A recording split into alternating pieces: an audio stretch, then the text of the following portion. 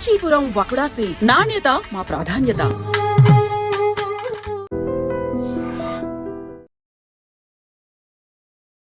అందరికీ నమస్కారం. నేను Swaroopa Potlapalli. Welcome to trending topic.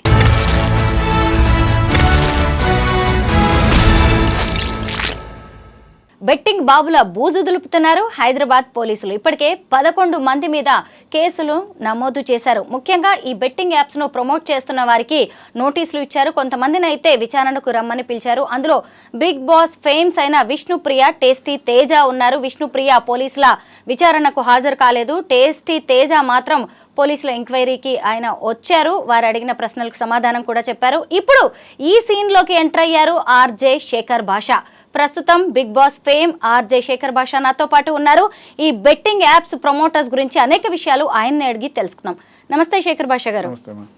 Me friends ఎవరు? Tasty Teja, Vishnupriya. Bigg Boss లో మీరు అందరూ కలిసి ఉన్నారు. వాళ్ళిద్దరూ ఇలా బెట్టింగ్ యాప్స్ ని ప్రమోట్ చేయడం మీద మీ ఉద్దేశం ఏంటి? తప్పు ఎవరు చేసినా తప్పేమ్మా. కాకపోతే తెలియక చేస్తే అది పొరపాటు. నాకు తెలిసి వీళ్ళిద్దరు ఖచ్చితంగా తెలియక చేశారు అనుకుంటాను. ఈ అవగాహన అందరికీ కల్పించాల్సిన బాధ్యత మీడియాకి, ప్రభుత్వానికి, పోలీసులకి చాలా గట్టిగా ఉంది. లేకపోతే ఇలాగే వాళ్ళకి నిజమే ఏంటి చేయకూడదా, చేస్తే కేసు అవుతుందా, ఇది ఎప్పటి నుంచి అనుకునే వాళ్ళు చాలామంది ఉన్నారు. సో అవేర్నెస్ ఎలా ఉంటుందంటే, ఇప్పుడు జర్నలిస్టులుగా మనకి ఏముంటుందంటే, మనం అన్నీ చూస్తుంటాం, ట్రెండ్స్ అన్నీ ఫాలో అవుతుంటాం. వీళ్ళంతా ఎంటర్టైన్మెంట్ కేటగిరీలో ఉంటారు. వీళ్ళు న్యూస్లు పెద్ద పట్టించుకోరు, మామూలు ఎంతసేపు జోకులు, సరదాగా జబర్దస్తులు ఈ టైప్లో ఉంటుంది.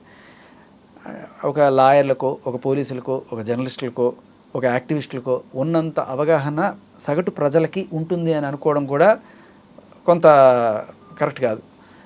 నేను చెప్పేది ఏంటంటే, ఈ కేటగిరీలో చాలామందే ఉన్నారు. ఇది తప్పు అని చెప్పి గవర్నమెంట్ ఒక రూల్ చేసినప్పుడు దాన్ని జనాల్లోకి బలంగా తీసుకెళ్ళి అడ్వర్టైజ్ చేయాల్సిన బాధ్యత ప్రభుత్వానికి ఉంది. అండ్ అలాగే మన సోకాల్డ్ మేధావులు ఆర్ జర్నలిస్టులు అందరికీ ఉంటుంది. సో కొంతమంది తెలిసి చేసి కూడా నాకు తెలియక చేశాననే ముసుగులో ఉండేవాళ్ళు ఉంటారు. కొంతమందిని అబ్సల్యూట్లీ తెలియక చేసిన వాళ్ళు ఉంటారు.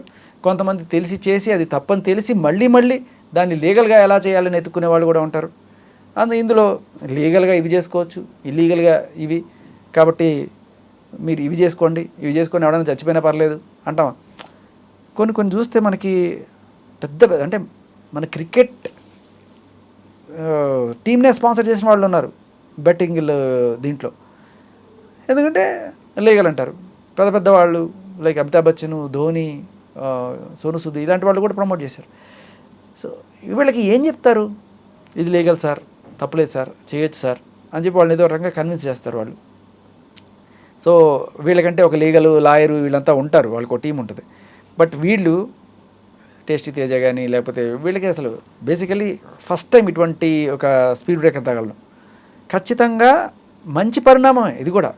ఎందుకంటే దీనివల్ల వాళ్ళ ఒక్కరికే కాకుండా బిగ్ బాస్ గ్రూప్ మొత్తానికి ఇవాళ ఒక అవేర్నెస్ వచ్చింది. మనం ఇది అన్ని చేయదురా, అసలు లీగల్ వద్దు, ఇల్లీగల్ వద్దు, లెట్స్ నాట్ డూ ఇట్. ఒక ఓత్ తీసుకున్నాం, మంచిదే. ఇక నేను వీళ్ళ తరపున మాట్లాడడానికి కాదు, నిజం చెప్పాలంటే కొంత పోలీసులకు కూడా హెల్ప్ అవుతుంది. ఇన్వెస్టిగేషన్ త్వరితగతిన జరగాలి అంటే ఫస్ట్ ఎవరైతే ఈ 12 మంది ఎవరైతే ఉన్నారో వాళ్ళందరూ కూడా స్టేషన్కి వచ్చి వీళ్ళకి కావాల్సిన డీటెయిల్స్ అన్ని ఇస్తే, ఈ మిడిల్ మ్యాన్ ఎవరు, వీళ్ళకి ఆ కంపెనీకి మధ్య మిడిల్ మ్యాన్ ఎవడు, వాడిని పట్టుకొని వాడి త్రూ మెయిన్ ఆ కంపెనీ వాడిని పట్టుకొని వాడి మీద చర్యలు తీసుకోవడానికి ఉంటుంది. వీళ్ళదేముంది, ఊరికే సబ్బు కొనండి, మీరు నవయవనంగా ఉంటారంటే నేను తోముకున్నాను, నేను నవయవనంగా లేను కాబట్టి వాడి మీద కేసు పెడతాను అంటే కంపెనీ వాడి మీద కేసు పెట్టు, నేను తోముకున్నా అని చెప్పి లేకపోతే ఆ మోడల్ మీద అనేది వీళ్ళ కాన్సెప్ట్. బట్ ఏదేమైనా ప్రోత్సహించడం, ఎస్పెషల్లీ నువ్వు ఇన్ఫ్లుయెన్సర్ కాబట్టి నీ మాట లక్షల మంది వింటారు కాబట్టి నీకు ఆ స్పృహ ఉండాలి అనేది ఇటువంటి దెబ్బలు తగిలితే కొంత తెలుస్తుంది. ఖచ్చితంగా ఇది పొరపాటును చేసిందే వీళ్ళిద్దరూ. అయినా కూడా నేనేం చేశానంటే వీళ్ళిద్దరిని అక్కడికి వాళ్ళకి చేయడమే నా ప్రయత్నం. దీంట్లో ఏమవుతుందంటే, ఒక ఫ్రెండ్గా నేను నమ్మాను క్లియర్ కట్గా వాళ్ళు చేసింది పొరపాటుని. అది కూడా ఎప్పుడో 1.5 year బ్యాక్.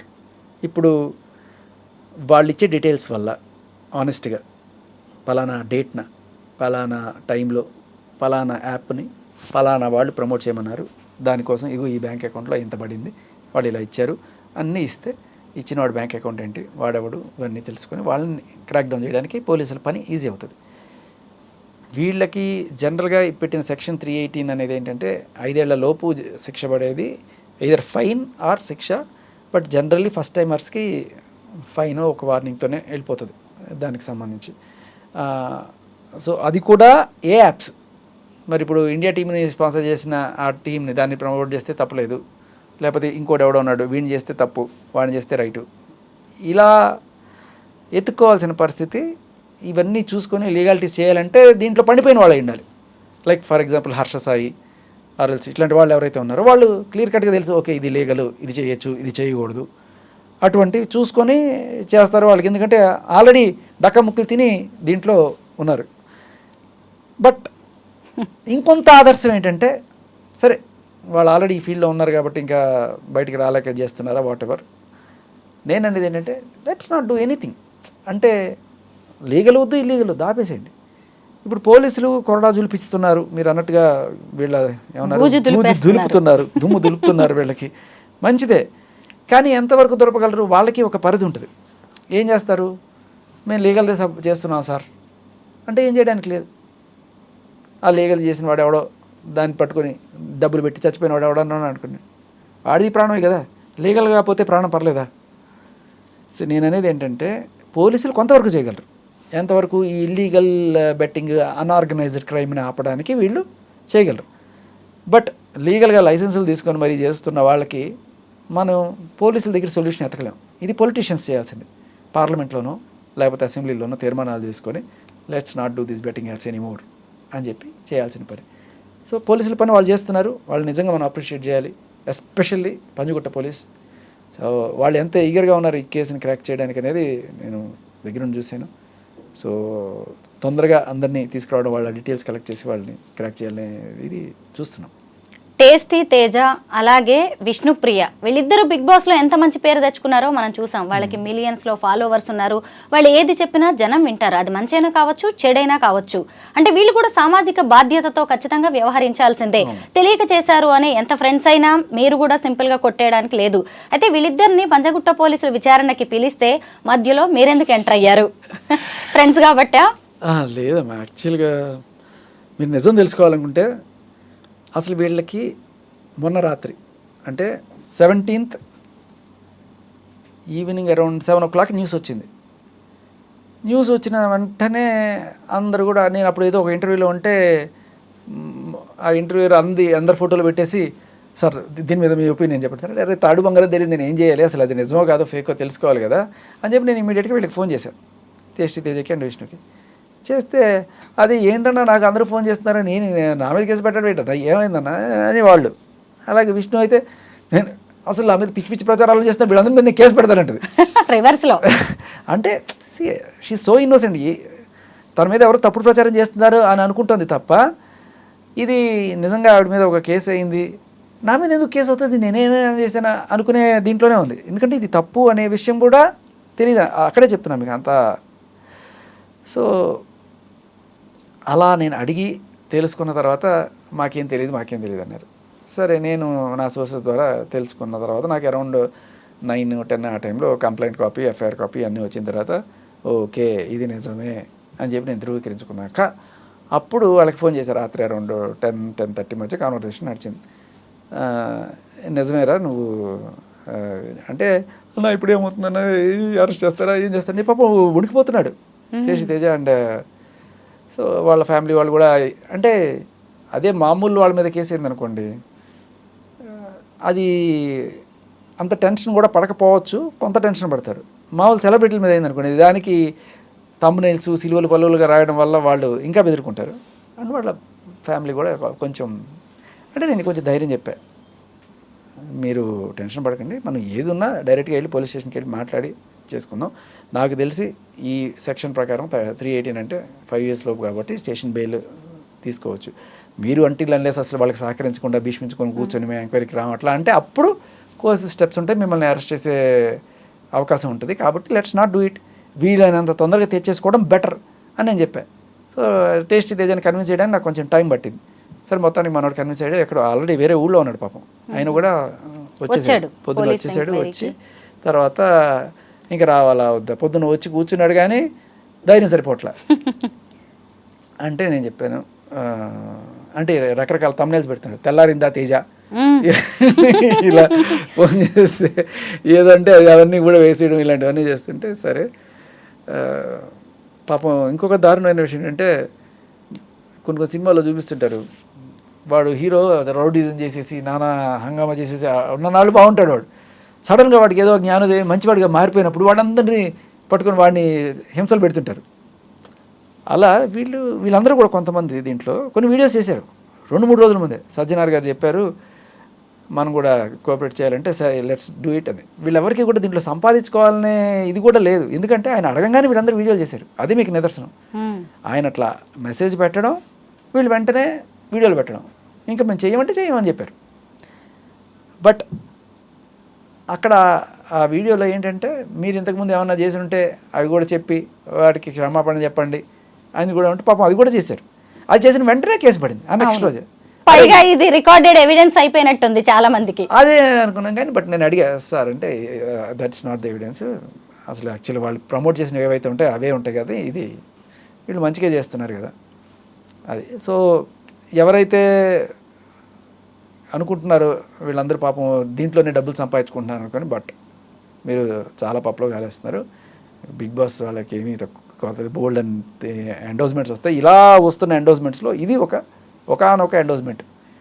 బట్ కొంతమంది ఇవే పెట్టుకుని చేస్తున్న వాళ్ళు ఉన్నారు, లైక్ ఇమ్రాన్ కావచ్చు. సో కొంతమంది ఉన్నారు కదా, వాళ్ళు ఓన్లీ ఈ గేమింగ్ దీనిలోనే ఉన్నారు వాళ్ళు.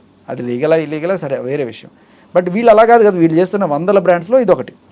మీరు ధైర్యం చెప్పిన తర్వాత టేస్టీ తేజ పోలీస్ ఇంట్రాగేషన్కి వచ్చారు. అయితే మరి విష్ణుప్రియ ఎందుకు రావట్లేదు? ఇంకో 3 days గడువు ఇచ్చారు కదా, అప్పటిదాకా ఇంకొంచెం ధైర్యం తెచ్చుకోవడానికి వెయిట్ చేస్తున్నారా తను? లేదు మీకు అసలు విషయం కూడా చెప్తా.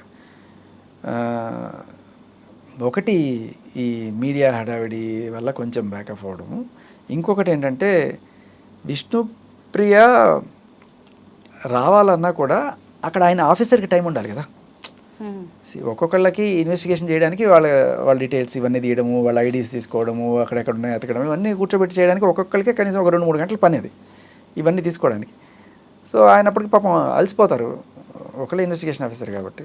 మళ్ళీ వెంటనే ఇంకొకళ్ళు అంటే ఉండదు కదా. So they will take different times. So Vishnupriya maybe రేపు ఎల్లుండి లోపల చేస్తుంది. బట్ కొంతమంది ఈ యాంటిసిపేటరీ బెయిల్స్ ఇలాంటి వాటికి వెళ్ళాలనుకుంటున్నారు. సో నేను అది కూడా చెప్పాను చాలామందికి, వీళ్ళు ఇప్పుడు యాంటిసిపేటరీ బెయిల్ తీసుకుంటే స్టేషన్కి రాకపోతే వాళ్ళ డీటెయిల్స్ ఇవ్వకపోతే ఈ కేసు ఎక్కడ ముందుకు పోద్ది? ఈ బెట్టింగ్ బాబులు ఎప్పుడు పడతారు మీరు? వీళ్ళు జస్ట్ అడ్వర్టైజ్ చేసిన అడ్వర్టైజర్స్, దాన్ని ఏమంటారు, మోడల్స్ మాత్రమే. బట్ పైవాడు ఎక్కడో ఉన్నాడు, వాడిని చేయాలంటే వీళ్ళు డీటెయిల్స్ ఇవ్వాలి. వీళ్ళు వద్దు పోలీస్ స్టేషన్కి రావద్దు, వీళ్ళు యాంటిసిపేటరీ బెయిల్ తీసుకోవాలి అలా అనుకున్నారనుకోండి. నిజానికి అసలు ఈ ప్రమోటర్స్ వీళ్ళందరూ తీగలు మాత్రమే. ఈ తీగ లాగితేనే అసలైన డొంక కదిలేది. పోలీసులు కూడా దాని గురించే వెయిట్ చేస్తూ ఉన్నారు. అదే అన్న, ఇప్పుడు నేను కనుక తీసుకురాకపోతే తేజ రావడానికి 1 వారం పట్టేది అనుకోండి. ఇప్పుడు నేను హెల్ప్ చేసినట్ట పోలీసులకి, లేకపోతే తేజకి హెల్ప్ చేసినట్ట? పోలీసులకు కూడా హెల్ప్ చేసినట్టే. తేజ నిజంగానే వచ్చాడు ధైర్యంగా. అయితే ఇప్పుడు ఈ బెట్టింగ్ యాప్స్ని ప్రమోట్ చేయడానికి సోషల్ మీడియా ఇన్ఫ్లుయెన్సర్స్కి కంపెనీస్ భారీ మొత్తంలో అమౌంట్ ఇస్తున్నట్టుగా తెలుస్తోంది. టేస్టీ తేజ, విష్ణుప్రియ ఇద్దరు మీ ఫ్రెండ్స్ కదా, ఎంత ఇచ్చారో ఏంటో ఏమైనా చెప్పారా? అంటే వాళ్ళకి పర్సనల్గా ఎంత ఇస్తారు అనేది వాళ్ళ ఫాలోయింగ్ని బట్టి ఆ పోస్టులు బట్టి ఉంటుంది. But it's around some 20K to 1 lakh వరకు వేరీ అవుతూ ఉంటుంది అని చెప్తుంటారు. అది శేఖర్ భాష గారు, మీరు చెప్పండి.